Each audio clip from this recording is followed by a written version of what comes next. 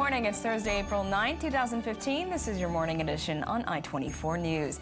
Coming up later today, Washington steps up weapons deliveries to the Saudi-led coalition in Yemen as Kerry addresses Iran's involvement in the conflict. Syria says a wide-scale military operation is needed to clear the Yarmouk Palestinian camp of Islamic State forces. And later on in the show, Greenpeace activists scale a Shell oil rig to protest Arctic drilling. Good morning, I'm Meredith Ross, and we begin in Yemen, where Washington is deepening its involvement in the Saudi-led air war by stepping up weapons deliveries and intelligence sharing with coalition members. The Red Cross has warned of a catastrophic situation developing in the main southern city, Aden, where militia loyal to fugitive President Abd Rabbu Mansur Hadi have been holding out against Iranian-backed Houthi Shiite rebels and their allies within the security forces. Iranian officials, meanwhile, upped the rhetoric against Saudi Arabia yesterday, warning of dire consequences unless it stopped its so-called aggression against Yemen. To discuss the latest in Yemen as well as other developments, we are joined by Israel Public Television Foreign Affairs Editor Oren Nahari. Good morning, Oren. And I-24 News diplomatic correspondent Tal Shalev. Good morning, Tal. But first, let's watch a report on the developments in Yemen, and we'll take it from there.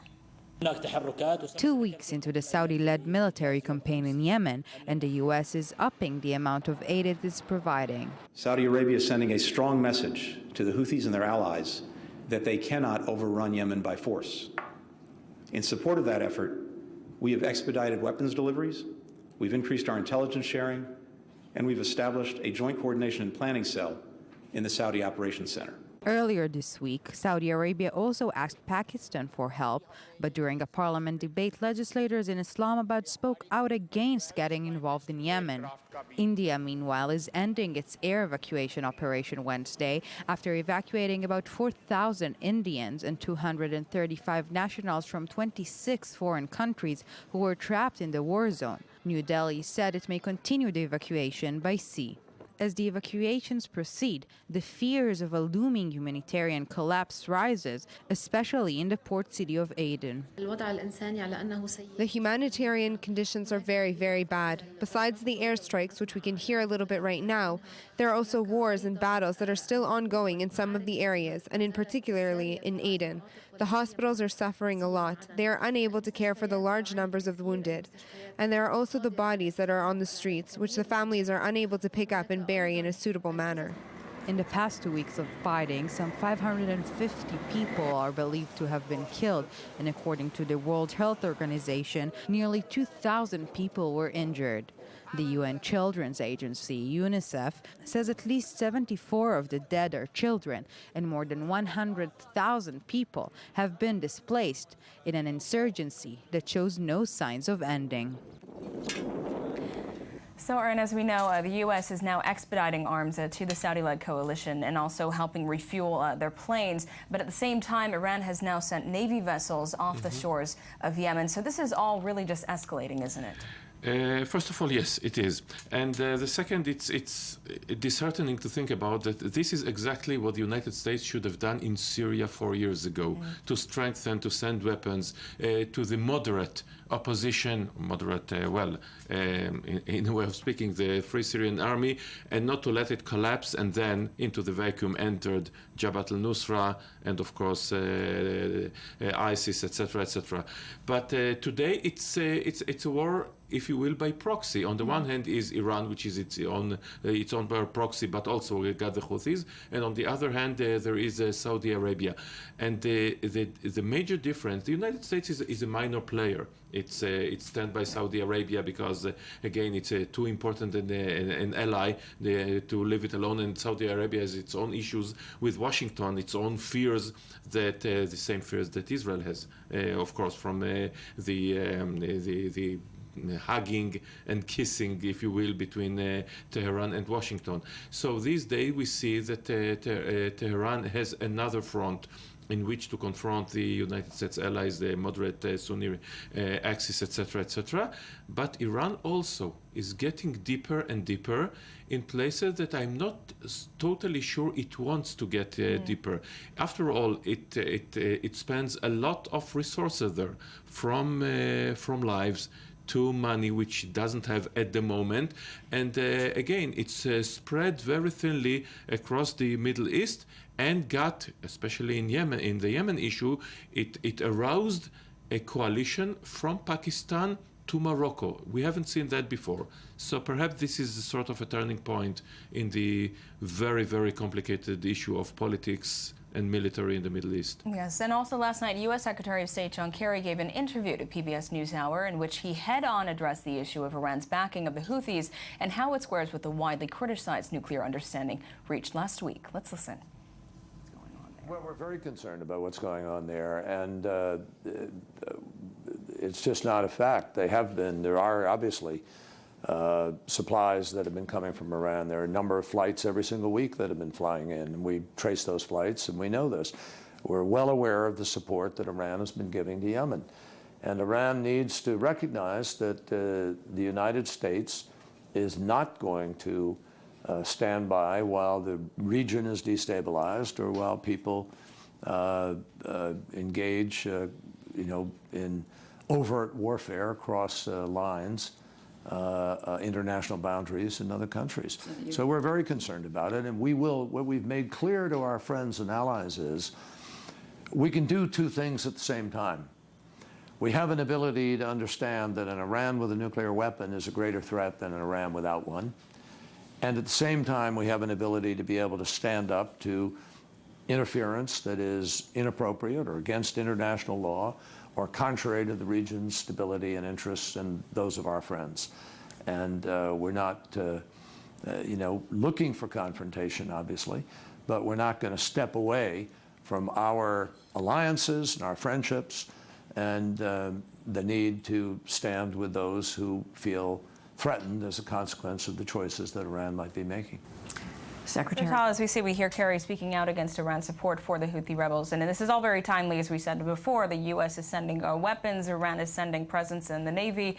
So this is all very timely, especially with this nuclear deal approaching. I think the interview has to do with the nuclear deal. It doesn't have to do with Yemen. The fact is that there has to be some sort of underlying administration is in an all-out media war trying to promote the deal and trying to convince to sell the deal to the American public. As part of this, we've seen interviews by the president, we've seen interviews by Wendy Sherman, the chief negotiator, and now a week after the accord was reached in Lausanne, we do see Secretary Kerry speak, and you can see the administration has, one, the message is that this is a good deal and the alternative is war, actually, to this deal with Iran, and the other one is trying to assure the allies. We can see this recurring in all of the talking points to assuring the allies that the U.S. has it back. And what practical steps will be involved, that is yet to be seen. We have heard discussions about a nuclear umbrella that the U.S. might be giving the moderate Arab Sunni states in the region. We heard the president himself talk about the fact that there might be some kind of security package to Israel.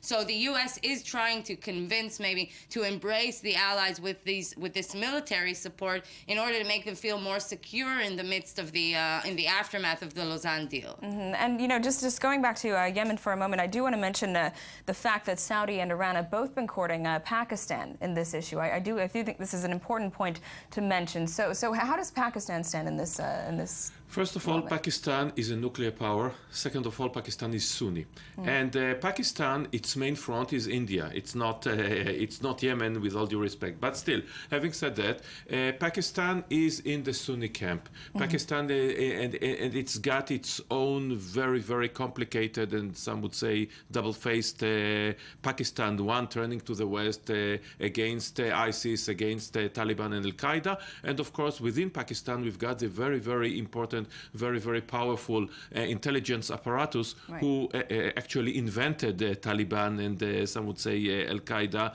within its midst and supported and gave shelter to Osama bin Laden, etc., etc. So again, Pakistan is in the Sunni camp, but as we saw with another very important visit only yesterday of Erdogan, the president of Turkey, the one whose main policy has been against Iran, whose rhetoric against Assad and against Iran, who backs Assad, was fierce from day one, we should say, not from day 1000 as the war in Syria goes, and he visits Tehran. he's come to mending ties. And he swallowed his pride. And as we know, Erdogan has got a huge amount of pride and came there because Tehran is here and it's not going anywhere. And after he saw the Lausanne agreement, he understood where the wind is shifting, perhaps, and he comes to start to talk about commerce, to talk about economy, what's happening when the sanctions are lifted, because Turkey is there and its border with Tehran has been there for 1,000 years. So yes, we see the ground shifting, and it's one important issue. It is, to a major extent, it is a Sunni versus Shia campaign or a Sunni versus Shia all-out war. But here and there, we see small parts that are different, that are very, very local, very, very tribal, very, very personal. I mean, the man leading the Houthis is Ali Abdullah Saleh, who was the president of Yemen for 20-something years, and he's Sunni, but when he was thrown out in the Arab Spring, he came to the Houthis camp and he wants to topple down his followers. So again, we see a Sunni with the Shiites against other Sunni, so it is there, but it doesn't explain everything. It's a complex region. It's very complex, and from one conflict to another, the Israeli-Palestinian conflict, we now want to take a minute to look ahead as the Palestinians are considering to once again test the waters at the UN Security Council, proposing a resolution with a deadline for ending Israel's presence in the West Bank and establishing a Palestinian state. The resolution, which will likely be submitted by France, will test Washington's readiness to continue buffering Israel from UN action after Obama's statements on reassessing ties with Israel, following Israeli Prime Minister Benjamin Netanyahu's comment before last month's election that he would not allow the establishment of a Palestinian state on his watch. Let's watch the following report, and we'll take it from there. After weeks of Iran dominating the war of words between Washington and Jerusalem, another decades-long conflict is threatening a comeback, putting further strain on the Israel-US alliance, the Israeli-Palestinian issue. The emerging battlefield is the UN Security Council. In absence of a clear horizon of negotiations, France, as well as Arab countries, have renewed efforts to promote a draft resolution on Palestinian statehood. France has been supporting a resolution of the UN defining the parameters and helping and accompanying the necessary negotiation between the two parties. We have not changed our mind. The key is in U.S. hands. Will the administration get on board or apply the traditional veto? Historically, Washington has blocked UN efforts to impose Palestinian statehood, insisting that only direct negotiations will end the conflict. Late last year, the U.S. voted against similar initiatives, citing poor timing ahead of the Israeli elections. Now that elections are over, Paris is hoping the White House will get back on track. But the administration is sending mixed signals. We've got to evaluate what other options are available to make sure that we don't see a chaotic situation in the region. On the one hand, President Obama signaled he is reassessing his options and that the U.S. might no longer automatically shield Israel at the Security Council. On the other hand, the White House's top priority is settling the Iran deal and blocking the Republican-led campaign against it. The president is trying to assure that he has Israel's back. Giving up the veto could send a different message. I'm not trying to kill any deal, I'm trying to kill a bad deal. While the administration is weighing its options on the Palestinian issue, Netanyahu's volume on Capitol Hill on Iran is rising. If you thought U.S.-Israel relations have reached a historic low, the coming weeks could mean you need to think again.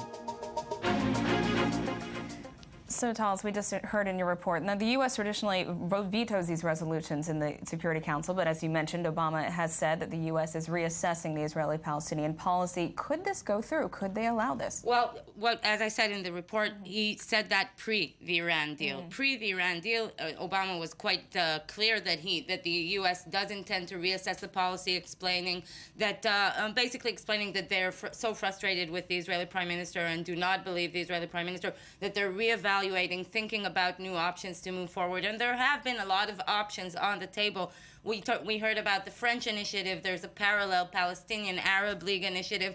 And the Americans themselves have been contemplating maybe putting their own resolution on the table, setting out the parameters of a future deal, or maybe publishing or putting on the tables the parameters of the framework agreement U.S. Secretary of State reached last year between Israelis and Palestinians. But all of that basically changed after the Iran deal. We do understand that there is now, as we speak in this upcoming week, the French have said that they want to move forward in the upcoming days. The Americans are saying, wait, not too fast. Our first priority is Iran, and our second priority is to wait till Netanyahu forms a government. Since Netanyahu has not yet formed a government, it's not clear which direction he is going. Is he going to a right-wing direction? Is he going to a unity direction? So these factors make the American decision if to impose the traditional veto or give it up a bit more complicated, a bit more difficult. And for the French, that we could actually see a small, we don't know if it's public, but a confrontation between the French and the U.S. because the French have actually been waiting for the Americans to join them. The Americans told the French, let's wait till after the elections. So now after the elections have arrived and the French want to move forward, they've been declaring they want to take a much more active role in this conflict. So it's going to be interesting in the UN in the upcoming days, and this is the aftermath of the Iran deal because it makes it much more difficult for President Obama to deal with the criticism because of the criticism that he's already dealing with because of the Iran deal. Right, and as Tal mentioned, I'd like to hear from is one Hillary Clinton. Hillary Clinton is supposed to announce her, she's running for the White House somewhere in the vicinity of the next week or so. If it's before Tuesday, when the Senate convenes and talks about the Iran deal, it's very interesting to hear because she will be asked in any press conference, what does she think about the UN resolution? What does she think about the Iran deal? What does she think about what should be done, what the United States should do if Palestinians go to the UN? Of course, she'll answer about domestic policies as well. And Hillary Clinton, up until this moment, and it's interesting whether Obama and/or Kerry will put the interest of Hillary Clinton in mind when they think about what to do, because it will affect the Democrats running for the White House and Senate in 2016. But the fact is that it seemed like the Obama administration was trying to demonstrate a tough love to Israel, trying to make Israel understand by force. But at the moment, you see, the message coming out of the Obama administration is to the Israeli public is different. Is we've got your back. We will support you. We are not abandoning you. So it will be problematic for the administration, especially amongst the Jewish community in the States, to start and explain, well, where's the back if you're abandoning the traditional American support at the UN? There's one more thing. The message to Israel is, of course, we've got your back, and this is a good deal. But we must also remember that the message, also within Obama himself, is slightly contradictory. It's one thing to say, as they said all along, this will block Iran from getting nuclear weapons. They said it time and time again. And this week we've heard to Friedman that I said it, that Iran will not have a nuclear weapon in my watch, which is totally different than Iran will not have a nuclear weapon. And day after, we're talking to NPR, Obama said, okay, yes, after 10 years, they'll have a breakthrough time that is in months, not in a year at least. So that again, it's fueling all the fears of Israel, not only Netanyahu or Netanyahu supporters. Right. And just to add to all of this, the Israeli government has decided on a dual strategy of both confrontation with the administration through Congress, but also maybe an attempt to dialogue. At the moment, it seems like Israel's flames or Israel's voice on Capitol Hill is not getting any lower. So this does not add to the good relationship, or well, I don't think we can ever dream about a good relationship at this point. But if there's a vision of renewing the dialogue between Netanyahu and the White House and restoring the relationship as we would expect from the two closest allies, it doesn't seem, at least by the dynamics that we've seen in the past week, we have seen a tit for tat between Jerusalem and Washington again. And if we have this confrontation coming up also at the UN, it could be getting even dirtier or even uglier. So, just quickly mentioning the timing, as you said before, that Iran is the top priority right now for the U.S. So could this UN resolution be delayed, perhaps? Well, that's the question. Will the French listen to the Americans are telling the French, let's wait, let's postpone the resolution. But it's not clear that the French are willing to wait. There also are dynamics between Paris and Washington that also have to do with the Iran deal. A lot of stuff are complicated here.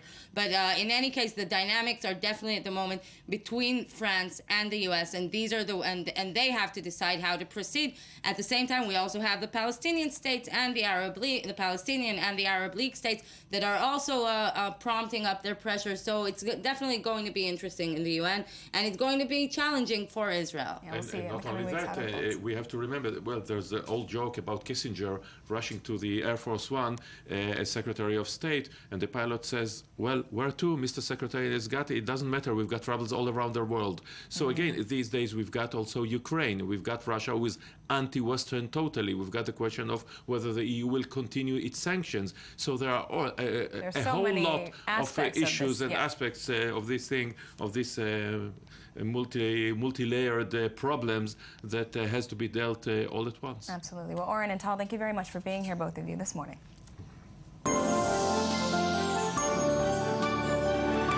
And let's now say hello and good morning to I-24 News editor Ron Friedman, who joins us to discuss the news you missed while scanning the headlines. Good morning, Ron. Good morning. Yes, and there's quite a few big headlines. The main one around the world, or especially around the United States this morning, has to do with the conviction of Mr. Tsarnaev, Dzhokhar Tsarnaev, the Boston bomber. It's confirmed.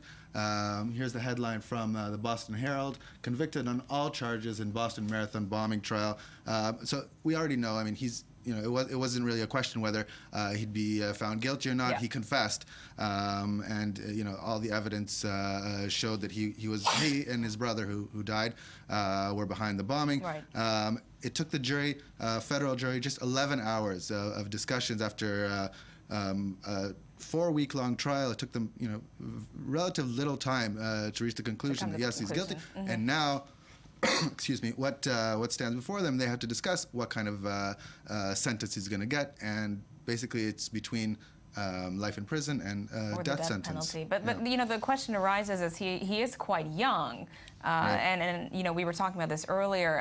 His defense is saying that he was influenced by his brother. Could he perhaps get life in prison instead of the death penalty? He's 21, all of 21, and he was only 19 when they committed the act. And the defense team, what they were arguing throughout the trial was that he was influenced by his older brother, who made him more extreme, and hoping, I'm guessing on their part, their strategy is to get a lenient sentence. Lenient in this case, we're talking about life in prison. Right, of course, but not the death penalty. So yeah. So moving on, we've got this great story out of Korea. It's from CNN. Let's have a look. Defector. So North Korean defector sends thousands of DVDs of the movie The Interview over the border there via balloon. Unfortunately, we don't have balloon, like a hot air balloon. It sounds like a scene from the movie. I know. Well, we all remember. We remember this movie. It made huge headlines earlier this year. It's an anti-Kim Jong-un film in which he actually gets assassinated. North Korea reacted terribly to the film. There were bomb threats. There were war threats. Went crazy. The film itself wasn't that much of a success. Critics didn't like it. Viewers weren't crazy for it. And even this guy, this defector that we're talking about, said he didn't laugh at the movie, but because of its message, and it wanted to show his people back in North Korea that this film makes their leader into a human being, a man, and not a god, as he's often presented in North Korea. I think it might not be a good movie, but one wouldn't laugh at it. I mean, there are hilarious stuff there. I mean, they went there, even though North Korea was really against it. They went there, they challenged him, and I wonder. He said he found it vulgar, which Seth Rogen comedy they tend to be. and a pleasure troop isn't vulgar. I'm sorry. Right. Okay.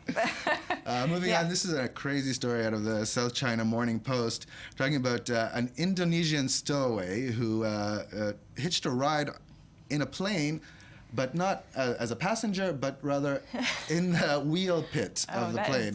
So he survived. A 21-year-old man crawled into the wheels well and took a free flight to Jakarta. Survived in freezing temperatures. I mean, it reached 10,000 meters height, the flight, and he was in there for 2 hours, came out stumbling, and here we see the plane, and in just a little bit we'll see the man himself being carried to hospital. He didn't come out well, and he's not in vacation mode, but the risk you take for free travel. I remember about a year ago, a teenager did this in the U.S. That's right, in Hawaii or something. Yeah, same deal. That was actually caught on film. We don't have film. This is the guy being led to to receive medical treatment and then for a police investigation. Yeah, he does not look too well after that. But at least he's alive. in a suitcase, though. Why Apparently, it was his lifelong dream to visit Jakarta, so that's why he did it. Well, I hope he doesn't come back and they will say that, well, I've seen the hospital and I've seen the police station.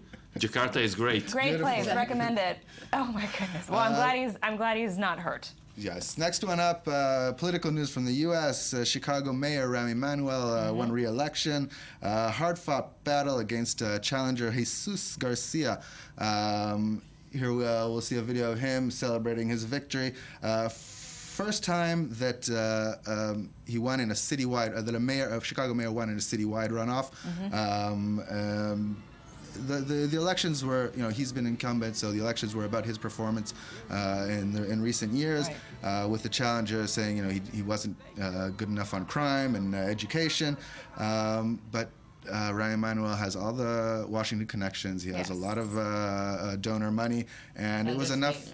Right. Of course. Not only Washington. I mean, Chicago is a bastion of Democrats for ages. Yes. Right. From the machine of Dick Daley and his son. It's.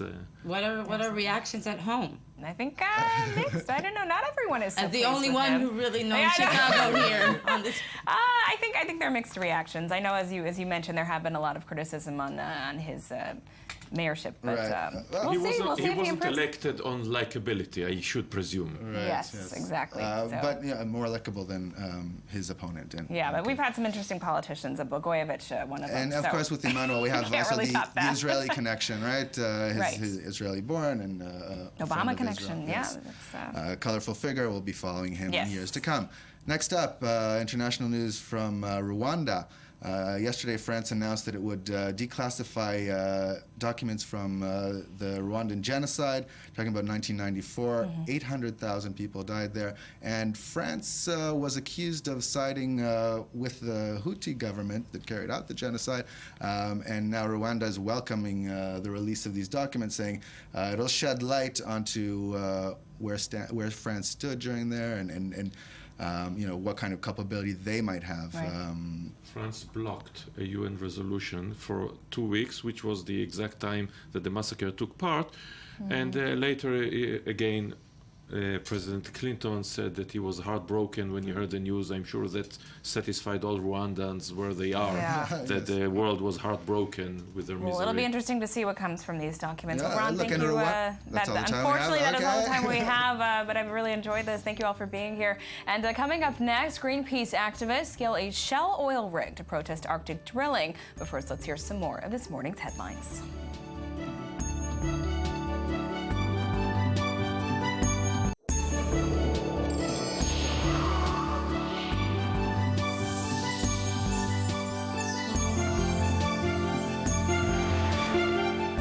Welcome back to the Morning Edition. We are joined now by journalist and environmental defender Nathalie Touf. Thank you very much for being here. Yeah, that's a new tagline. Yes. So what do you have for us today? Good morning. So the big story of the week is California. There's a big drought. It's actually been going on for 4 years now. And last week, the governor, Jerry Brown, was standing in a press conference in Sierra Nevada.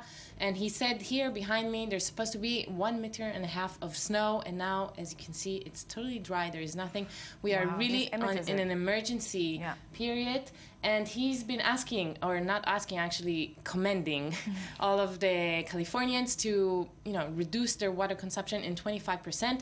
There are many measures to do so. New technologies are being implemented everywhere in industries and golf courses, hotels, where there are many water, like a lot of water is being used. And also private people should, stop watering their lawns during the day, out in the public, as you can say, and also everything. There will be fines. Police is going to. I was going to say, when are they going to make this kind of a financial issue? Because here in Israel, didn't they impose a law where it's almost you pay extra according to how many members are in your household? Because here in Israel, we have this problem as well. Exactly. So they're going to increase the money you're going to pay for water, and they're actually investing in it $5 billion for the whole campaign and for the whole thing. And it's a big thing because California, is known for good life, for golf courses, Hollywood.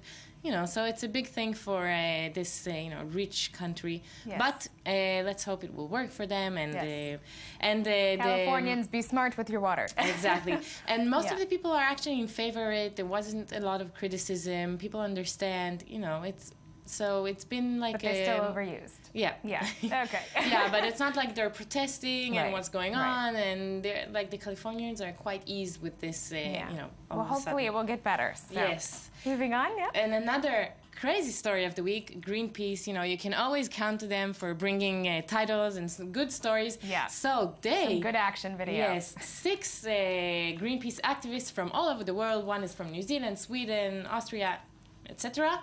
They actually came, you see, this is an oil rig, a drilling rig that is on its way from Hawaii to Seattle and from there to Alaska to do offshore drilling. And they actually climbed it. That looks as so you can see dangerous. from their inflatable boats. And they said, we're not climbing it to interrupt, with the work or to, disrupt the navigation. We just want to put a banner on it. And the banner actually contains million signatures of million people from around the world who are against offshore drilling. And why they are so bitterly against it? Because they say that when there is an oil spill, it's almost impossible to clean it, and it's a really, really huge problem, and people don't understand how big it is. And Greenpeace, we adore them. Yeah. They're really, every time they bring something else and you think, okay, they went on this Russian boat and they That was crazy. got arrested, They were arrested. It was 3 insane. months. Yeah. And you would think it will never happen again, and now Yep. here again, Yep. they're doing it. Well, you're right. I mean, these oil spills are just devastating, and Yes. there's no way to stop it as Yes, well. there's no way to stop There's it. no quick fix. Yeah. And they It's a say when huge it's in issue. Arctic waters, it's even harder because there's ice, and it's like there's no way, and it's damage for centuries. Yeah. It's very concerning. Yes, and we're staying in the ocean with green activists. Now, this time it's Sea Shepherd. They are very known for their campaigns against poachers, and thanks to them, Japan is actually its whaling consumption is a third less because they were really doing a big campaign. And never mind, they were following this boat. It's called Thunder. It's a Nigerian flagged boat, and they were following it for 3 months because they said that they were illegally poaching. They were fishing illegally, fish that are illegal to sell, and it's called toothfish, and they were selling it as Chilean sea bass. So they were like lying, and all of a sudden they realized that it's sinking, and they saved 40 crew people. They actually rescued the people them. they were following, who Yes. they assumed were carrying out illegal activities, they ended up saving them. Yes. That's and they are saying that it's very, very fishy, the sinking, Netta. and that it's been intentionally scuttled to go like that because it was illegally fishing, and they ran out of oil, and so they need to go to the shore, to get new oil, and they will probably be caught and arrested. So they decided to sink the boat. This is the Sea Shepherd, So they're saying that they sunk it on purpose because they wanted to avoid. They said that usually when a ship sinks, you close all the doors and they open them, and they say that the captain, when he was rescued by them, he was very, very disappointed and angry for being rescued. Okay. Yeah. So this is their version of the story. Very fishy indeed. Yep. And you might have a déjà vu feeling, but we're talking about Rio de Janeiro, Brazil, and sports events. Yeah. This time it's Coming the up. Olympics. It's not the World Cup. It's in 2016. And what you see now, it's very, very dirty. And this is where the sailing competition is supposed to take place. Yes, it's crazy. And you see all this garbage. It's the least of the problem. There is like a super bacteria that, is resistant to antibiotics. And it's actually, it has quite a good life there. Look at that. I mean, lots to feed on. Yes, exactly. And for the past 20 years, billions of dollars have been, given to try and clean it, but no results. It's actually, there's not even a small improvement. Yeah, well, let's hope they clear that by the next year. They don't have that much time. So we have time for one quick more, coffee. Yeah, so here, let's see the VTR. It's a really nice story about how environment, people, and animals, can live together. Let's see. Let's watch. Deep in southern Ethiopia's Harena forest, wild coffee trees dominate the undergrowth.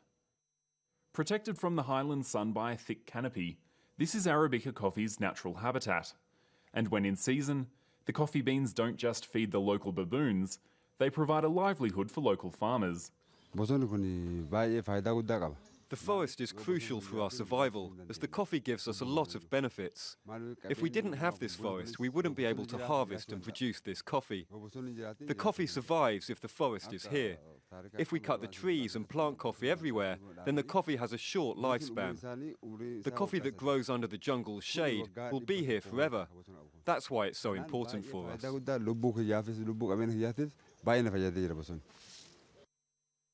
Coffee is Ethiopia's main export crop, but these farmers work on a very small scale. Wild coffee plants have a smaller yield than their commercially cultivated cousins, and their beans are slowly sun-dried rather than washed using industrial methods.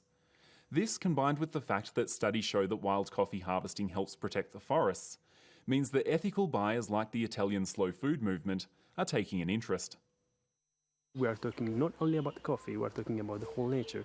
And to support and to be with such small producers means to support that ecosystem, that tradition, that way of life, and the sustainability behind that, which is above all more important, because this is the second biggest forest in the country.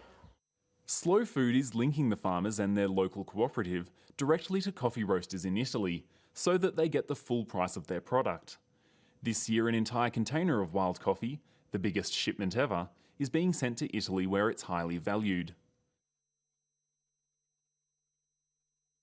I think that this coffee has a very good acidity, and it's like the smell is like floral. It's different from others because it's wild, but also I think because of the altitude, because we are very high. With the few remaining wild coffee forests in Ethiopia under threat from deforestation, these farmers and their international visitors are hoping this famous hot drink can help protect what's left of them. So the reason we brought it is because we drink so much coffee and we don't really know where it comes from, how it's being grown, who is behind it. So it's just a good chance to peek at where our food comes from and beverages as well. It's important to take a peek at that, living in the first And it's world. also a really nice story of how, when things work together, they work together for everybody, for animals, environment, people, there's being money made out of it. Yeah, it helps everybody. Well, thank you very much, Netta, for you. being here. And now let's say hello and good morning to I-24 News correspondent Tal Heinrich, who is here to discuss the viral spiral that is our web review. Good morning, who's Tal. craving coffee for yes, sure. This definitely made me want some of that coffee. Look good. Well, let's start with New York City, where a Brooklyn-based filmmaker and his friends decided to throw a party in a subway train. Let's take a look how it looks like. Because today, we dance!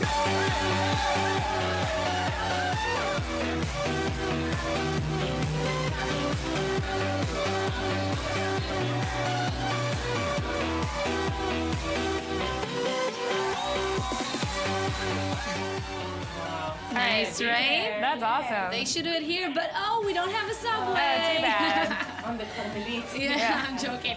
Well, he said riding the New York subway is like walking into a freezer. It's cold. People don't engage with one another. We often avoid them making eye contact with others, so they decided to throw this party. It's a great initiative, and it went viral. Yeah, I mean, didn't this happen in Australia a couple weeks ago? You're seeing a lot of these kind of videos emerging of trying to liven up the subway and promote Sometimes people communication. are just exhausted after a long day at work, and they don't want to. But a party with a DJ, who would refuse that? Anything that makes you smile. Yes. Now, this next item is going to make you smile, and I'm aiming it at parents all over the world, because now, if you don't have what to do with your kids during this summer vacation, this upcoming summer vacation, you can send them to a summer camp in North Korea. Oh. Yes, they are inviting foreign kids to come to a camp. Yes, yes. Who in their right mind would send their kid? So this international children's camp is called Songodon. I think I'm not saying it right, but it has been operational for 30 years, but now they're opening the gates, welcoming, foreign kids. So apparently, kids from countries like even the U.S., China, Vietnam, Ireland, Tanzania, Russia, they're welcome to go there. yes, and until they're accused of spying and thrown and in then a prison camp. They're shipped away, Why would you or wanna do revealing that? some state secrets or something like that. But they have normal, typical, camp activities there, like cooking, swimming. They even have a talent show by the end of the camp. So it's Singing only about for the 8 great days. leader? I mean, what? Yeah. What is this? So it's only for 8 days, yo parents out there. And wow. It cost I around would 200 wanna go there as a journalist. No, you Yeah. can't. No, It's but not between, I sending think my it's till child. you're like 16 or 19, if I'm not wrong. 19 is the limit. And it costs money, although it is very highly subsidized by the North Koreans, but it still costs $270 per kid, which is not much. $270 per kid for 8, that's nothing. That's exactly. Yeah. That's For 8 what I was days to saying. Like, entertain go my to child. North Yeah. Korea. Well, maybe parents who have misbehaved children will send them there. We'll see how this goes. Yes. Okay, moving on. And let's go to a misbehaved franchise called KFC. So, I don't know, you heard about it? A guy walked into a KFC restaurant and he was sitting there. Suddenly he looked at the TV screen that was showing a porn. Let's take a look. He filmed that and his video went viral on YouTube. Yeah. So I'm sitting here in KFC, bid. Hey.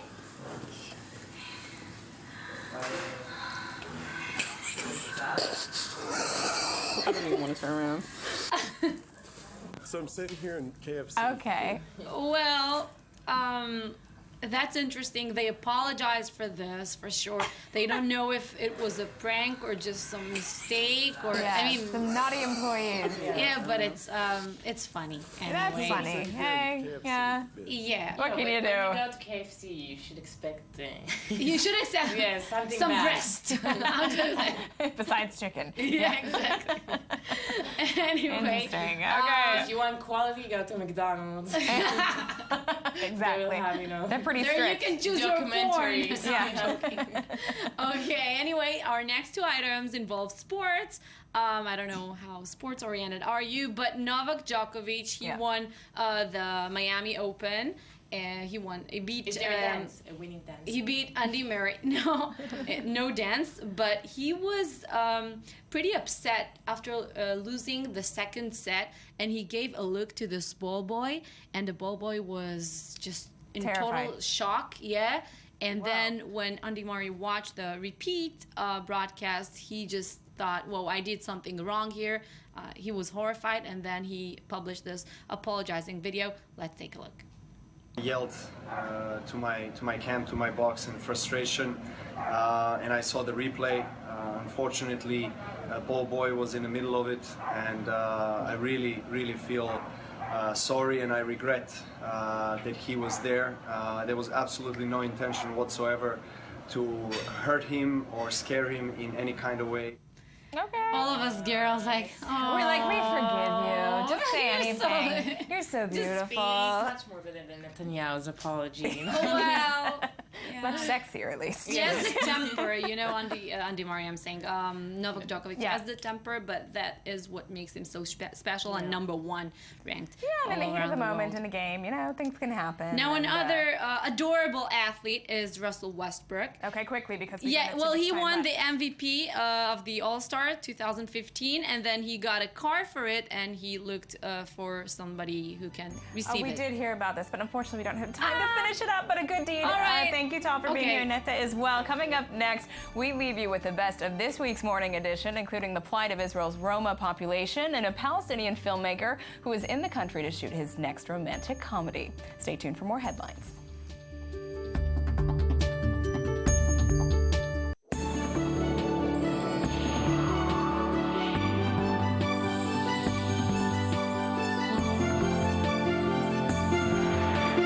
Welcome back. Let's say hello and good morning to I-24 News editor Ron Friedman, who joins us to discuss the news you missed while scanning the headlines. Hi, good morning, Ron.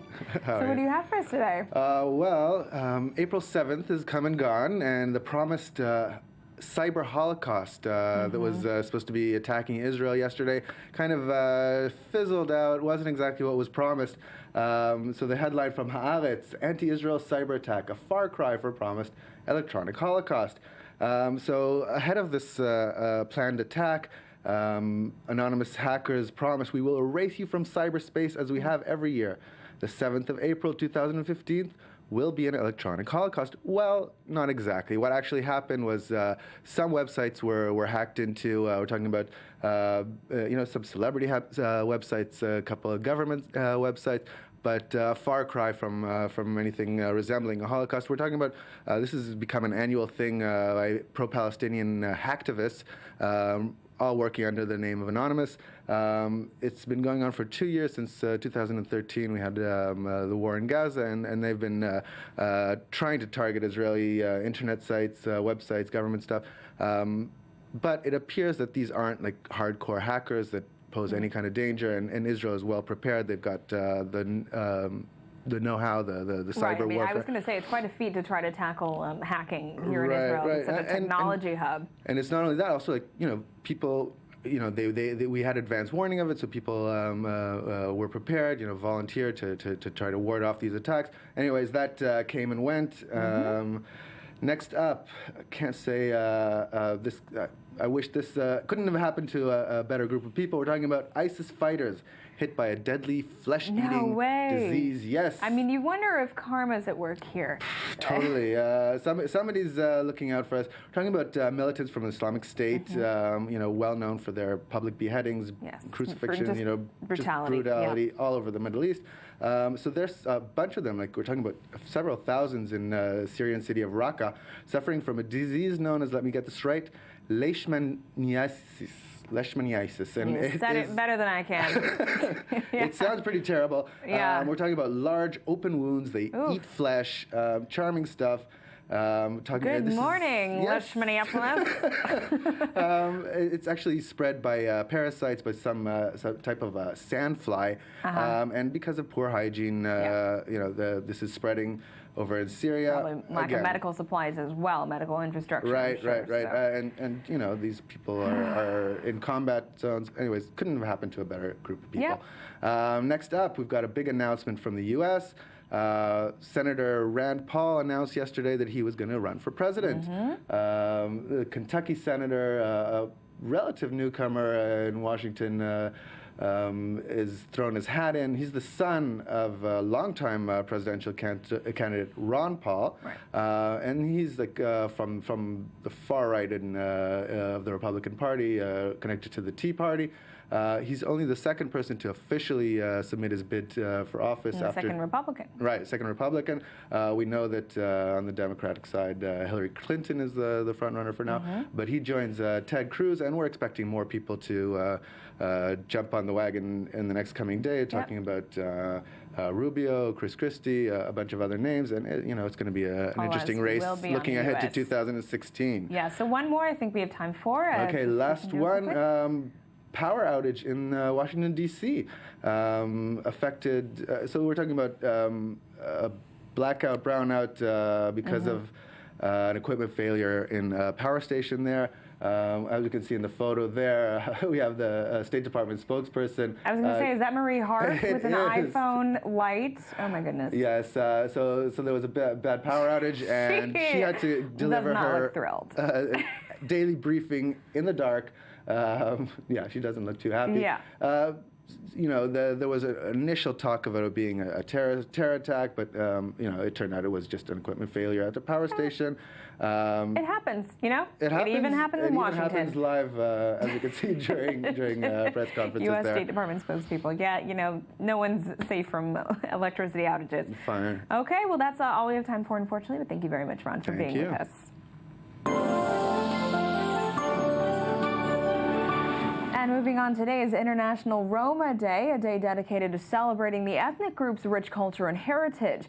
The day was officially declared in 1990 and aims to raise awareness of the issues the community of roughly 14 million people worldwide faces. Located mostly in Eastern Europe and dispersed throughout the globe, many Roma face severe discrimination resulting from long-held prejudices and stereotypes. In recent years, states have adopted specific strategies for the inclusion of Roma minorities, but these have had only marginal success as anti-Roma remains rampant in many countries. Let's take a look at the following report, which provides some insight into one of the Roma communities, and continue from there. The unusual methods of a Roma mayor have turned life around for the people of Cerdi, a village in southwest Hungary where more than half of the 430 inhabitants are also Roma. Since his election in 2006, Laszlo Bogdan has set out to battle poverty by a series of regional projects, like this farming cooperative that gives full-time employment to 73 people, growing vegetables on formerly unused communal land. Mondták nekem a szkeptikus emberek, amikor ennek nekiálltam, hogy itt akkor lesz paradicsom, hogy elmegyek a Tesco-ba és behordom. People here didn't believe in this project. They used to say if you want tomatoes or peppers, you go and buy them in the grocery. A year later, we're considered as the best producers on the market in the area with the best produce and the friendliest grocers. Választottak minket a legjobb beszállítónak, a legszebb terméknek és a legkedvesebb kategóriába. 3 cigányt. Before Bogdan's election, 98% of the population in Cerdi was unemployed, and 600 crimes were registered every year. Now everyone has a job and gets 200 euros per month, which is 3 times more than the dough. Hungarian media have already dubbed the transformation the miracle of Cerdi. It was a complete disaster here before. There were bars on office windows to protect them against the constant burglaries. These bars are gone now. We don't have to fear anymore. People have changed completely. They live a normal life now. Get up in the morning, go to work, come back in the evening. Laszlo showed us that if we work hard, we can do it, that we can't make a living with the unemployment or welfare money, but only work can save us. To get here, Bogdan had to battle with traditional anti-Roma prejudice that is still rife in Hungary, to show that his people can improve if given a chance. To discipline his community, the mayor records their incomes and expenses on large sheets of paper hanging in his office. Folyton képesek vagyunk mi cigányok másokra mutogatni és másokra ráutaló magatartással kenyeret kérni. Gypsies have the tendency to blame somebody else and to ask for bread from somebody else. I'm not a fan of this life strategy where we always hold our hand up and wait for somebody else to put everything inside. I want to change this, so that's why I check some of the residents' rubbish and oversee their income, no matter if I have the right to do it or not. Centem el a kukákat, ezért figyelem, hogy milyen bevétel van, milyen kiadás van. Hogy van ehhez jogom, vagy nincs, ez most ma nem fontos. Along with the socio-economic transformation of his village, Bogdan seeks to fight the common stereotypes where Roma are seen as burglars and criminals. Thanks to his initiatives, the people of Cerdi now enjoy the fruit of their own labor and have also got their dignity back. And we're now joined in the studio by Amun Saleem, director of the Damari Society of Gypsies in Jerusalem and the author of A Gypsy Dreaming in Jerusalem. Thank you very much for being with us. So as we saw in this report, many people think of the Roma community and they think of Europe, but they'd be surprised to learn that there are Romas in Israel. Definitely. First of all, I want to wish all the gypsies over the world like happy International Roma Day. And back to the gypsies in Jerusalem and the gypsies in Middle East, you have many gypsies living in Middle East, and they come from the same tribe I come from. It's called Dom people, and they based in all the Arab countries around Israel and Palestine. So how did they get to these Arab countries? Actually, originally we come from India like 3,000 years ago, and we based in Middle East from that time.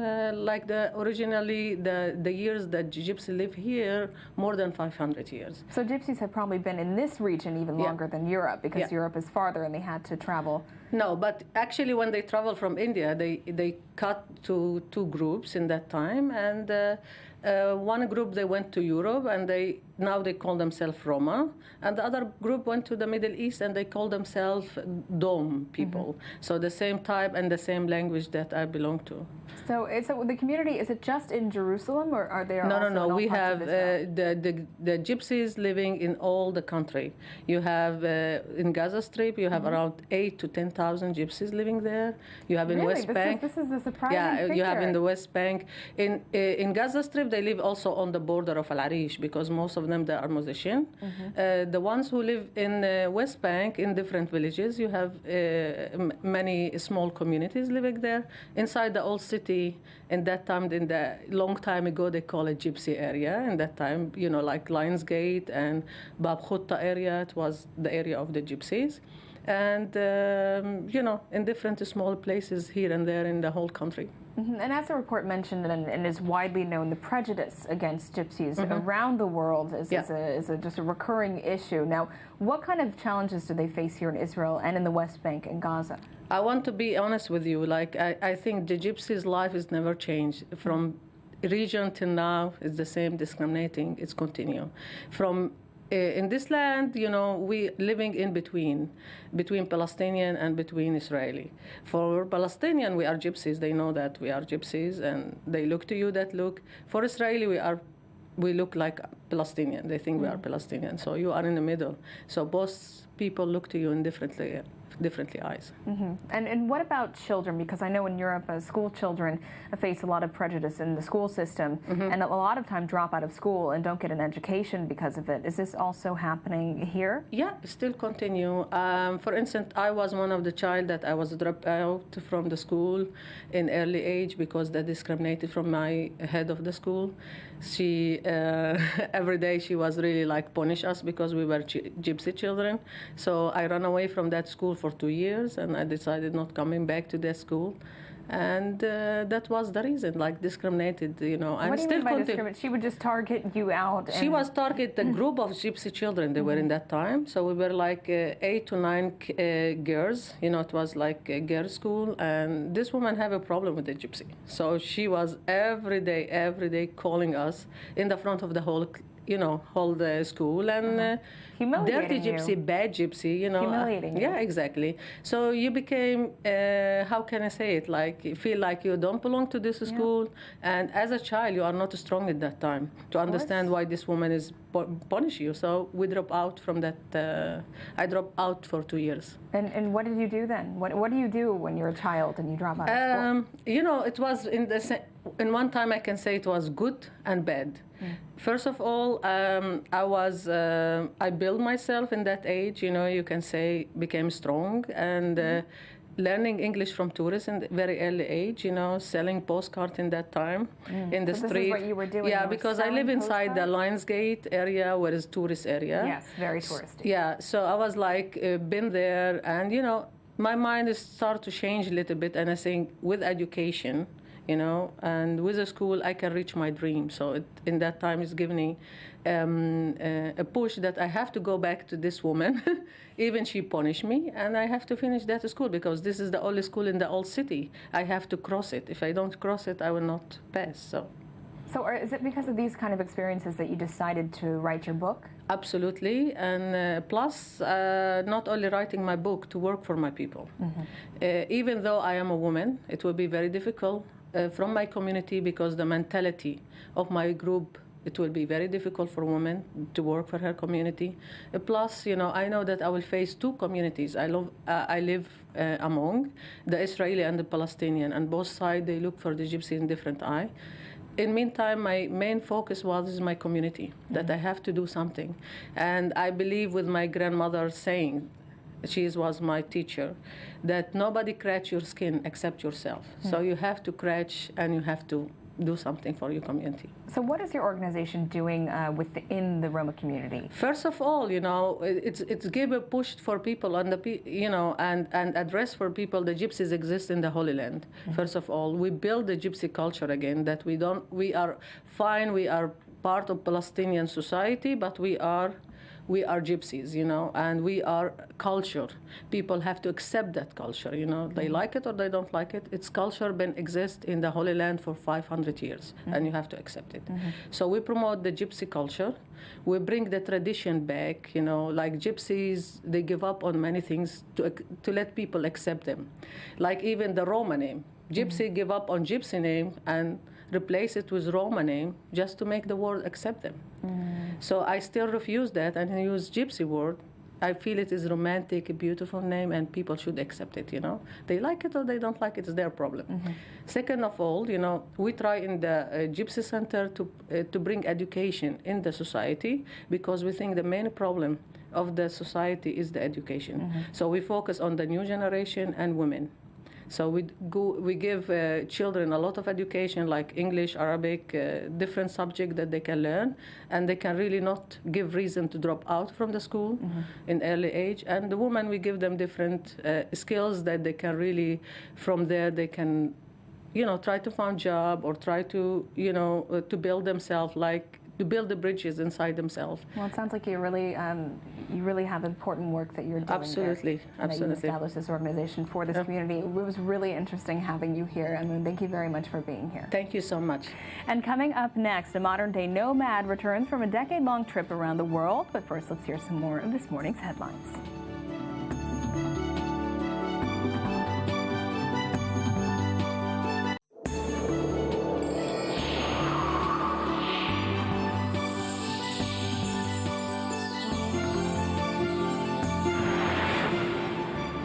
Welcome back. It's still Monday, April 6th, 2015. This is the morning edition on I-24 News. I am still Meredith Ross, and thank you for staying with us. Now, dubbed by some as the Palestinian Woody Allen, Jordanian-born filmmaker and comedian Ghazi Abaloui's movies take a unique look at the Israeli-Palestinian conflict, attempting to find humor in an issue taken extremely seriously in these parts. The director of the 2013 Peace After Marriage and 2002 West Bank, Brooklyn, Abaloui is now in Israel filming a new movie. He is now with me to tell us all about it. Thank you very much for being with us this morning. So we'll get to the new film towards the end of the segment. But but the Palestinian Woody Allen, I'm finding this term really interesting. Do you think that's because you both grew up in Brooklyn? I think that's it. I think it comes also because of the one-liners. I tend to put a few one-liners in my films, come from stand-up. So I think the one-liners seem to be original enough that critics kind of feel that they're Woody Allen-ish in nature, which isn't a bad comparison. I'm not like downplaying it, but it's a really not. And I think there's the neurotic side of things, though I'm not really purposely neurotic, but I think anyone who lives in New York, eventually you're neurotic because there's so many things in New York that make people go nuts. So I think that combination makes the critics kind of hone in on the fact that, New Yorker, neurotic, funny, making romantic movies, Woody Allen. Yeah, and you've said in an interview, which I found was hilarious, that basically, anyone who lives in Brooklyn long enough eventually turns into a neurotic Jew. Everyone, not just Brooklyn, New York in general. New York in general. It's it's a neurotic city. It's a neurotic city. So you draw not only from the city, but also from him. And also, I've taken a look at your films that are based in New York, and it does kind of have a Woody Allen feel to it. That characters wandering the streets, overanalyzing perhaps certain scenarios. It does kind of have that twist to it. Yeah, it's tough because he's done it. He was the first to do it, so there's always going to be that comparison to Woody Allen. But I know for me, the films that I write and the movies that I act in are really just a reflection of me. And I don't really sit down and go, I'm going to make a Woody Allen type movie. I don't know. I guess me and him have a lot of things in common without me purposely trying to, be like him. But that's just me. Everything in my film usually tends to come straight out of my life. But you weren't born in Brooklyn. I was born in... What's the journey that you took at a very young age to The journey was my parents hooking up. I have no idea how they hooked up. They probably hooked up in a refugee camp somewhere, And I was born in a Jordanian refugee camp in the city of Zarqa.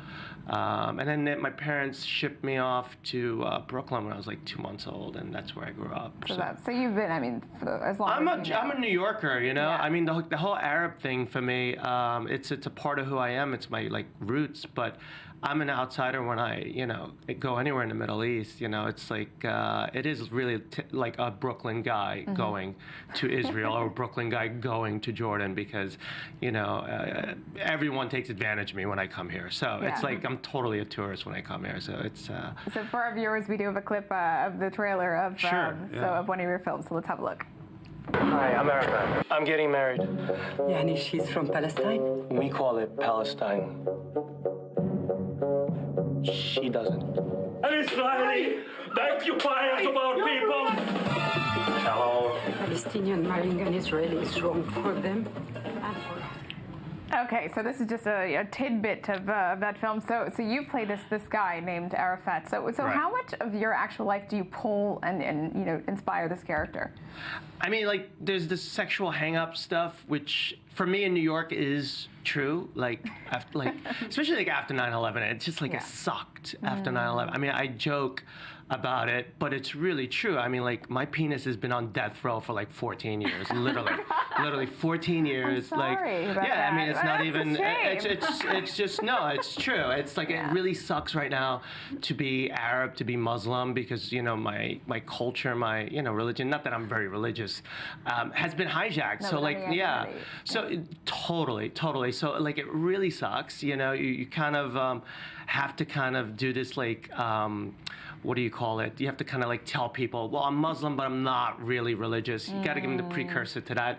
And, it's tough. It's really tough. So, like, a lot of the things in the movie are pretty true in the root of where they come from. And do the parents, the parents who are super traditional Arab parents, are they similar to your parents in real life? The parents in the film don't even come close to my parents. My parents are just completely certifiably, like, really nuts, whacked out. So they're totally whacked out. I mean, I can sit here and tell you stories and you would probably think I made it up. But they're like really neurotic and they just stay home, watch Al Jazeera and like argue about who has control of the remote. I mean, that's like their day. So I try to, not visit as often as I should, in there. But that's just who they are. And then like in terms of the character itself, like me as a person, I put myself in my films, So it's dating in New York is really difficult, in general. Just like what I hear about in Tel Aviv, dating in Tel Aviv is quite difficult here. So it's like Law of the Jungle stuff. And if you're like walking around with like the whole Muslim scarlet letter thing right now, I mean, like every time ISIS like beheads someone, I always say that's 6 months where I'm not gonna have sex in New York. Way. Yeah, I can like literally correlated? No, literally, I like my penis is a hostage. It should be reading a hostage letter. My this. penis should be reading a hostage letter. Literally, that should be the next hostage video that comes out of ISIS is them with my, them behind me, my penis reading a hostage letter. Really. How many times can you say penis in this interview? So many times. So many. I can literally sit here and say penis all day. I love it. Now, I hear that you've had some pretty interesting experiences on El Al flights and with security here in Israel. Being an Arab American, what's that been like? Because El Al has like amazing security. So the first time I flew El Al was when I did the Jerusalem Jewish Film Festival. Go up to the ticket counter, gave him my ticket. They literally thought I was on the wrong counter, and they were trying to point me towards Saudi Arabian Airlines. Oh my God. And then they start checking you because trust me, no Arab flies El Al. I don't think so. I mean, they might put them with the luggage and stuff, but to be up there in first class is like a whole thing for them. It was like a big thing. So. And then in the middle of it, getting woken up to go pray in the back of the plane because they assumed I was Jewish. So I did that. I actually went along because, you don't want to break your cover at that point halfway through the flight. But El Al, it's fish out of water stuff for me because people don't assume that I'm usually Arab. They kind of think that I have some sort of Yemenite thing going on. I have no idea. Many, Israelis and Arabs share the same background. Listen, as long as I can meet an Israeli girl, I don't really care. I mean, whatever helps, really, honestly, whatever helps. So you're here in Israel now working on a new film, which is sort of a sequel to Peace After Marriage. So what exactly is the premise and how far along are you on this project? Well, we're like kind of like in the finishing writing stage of the project, and then putting it really together. I'm kind of been exploring Jerusalem because the film takes place in Jerusalem, and I'll be filming in Jerusalem, and it's really just about. It's something that happened to me. My dad had cancer, and I thought he was dying, and his dying wish to me was for me to go back home and get married for him, and I did it for him because I thought the guy was dying, and I ended up in Tulkarm. Make a long story short, got into an arranged marriage. Within 2 days, I broke it off. Her family wasn't so happy. I had to kind of like run out of there. Very sensitive. So so the brother ended up wanting to kill me, and I ran out. And so I had like this fatwa over there. So I can't actually go back there. So that's kind of part of the movie. Like we talk about putting myself in the film. So like crazy parents talk me into getting married for them. So I did that. So that's part of the film. And then the other part is just really exploring what it feels like to be here as an Arab, and then, you know, not really as an Arab, but as a New Yorker, really. So I think having that in a mix, and then religion is a big part of the next film. And it's just a crazier film. I just think it's just really crazy. It's a whacked out. Than Oh, it's can you get way crazier more. than that? Yeah, with it's just sex like dolls and, you know, what have Oh, you. I can get crazier. I'll get crazier. Trust me. It's yeah. I mean, this place is so crazy. The Middle It's East. like Sacha Baron Cohen has nothing on you now. He's actually a genius, but but this is just such a crazy region, and so I think anything that comes out of here that's nuts, I don't think people would question too much. You know, so. and your films have been featured at film festivals in Abu Dhabi, for instance, in Jerusalem. How were your films received in Arab countries and in Israel? You know, the Arabs will laugh at my films, but they will not acknowledge laughing at my films. So I think Abu Dhabi, it really did well with the audience. It's just the press. I mean, I was boycotted by the press because they thought I was advocating assimilation between the Arabs and the Jews. I mean, it's, you know, it's still a very sensitive subject. So me, as a New Yorker, telling these stories and then trying to bring them here doesn't usually go so smoothly, you know, especially with Arabs, which I always tell people I understand why Arabs kind of don't like what I'm doing, and running around saying shalom, having sex with Israeli girls is not politically correct right now. So, well, I think that's the perfect note to end on. Ghazi, thank you very much for being here, and good luck on that new film. Thank you.